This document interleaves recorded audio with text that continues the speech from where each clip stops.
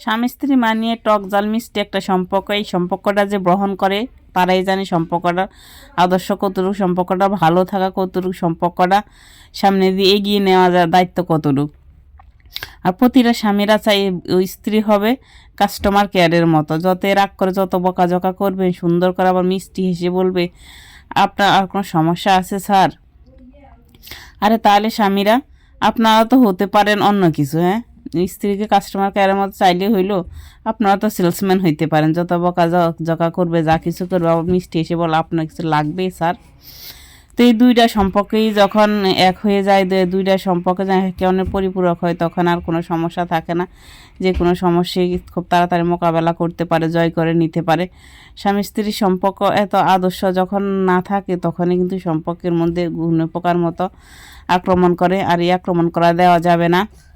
সম্পর্কের মূল্য দিতে হবে, আর সম্পর্কের মূল্য দেওয়ার জন্য অনেকটা স্যাক্রিফাইস করতে হবে, যেটা আজীবন আর কিছুতে স্যাক্রিফাইস হোক আর না হোক, এই সম্পর্কের জন্য অনেক কিছু স্যাক্রিফাইস করে কিন্তু সম্পর্কটা টিকিয়ে রাখা যায়।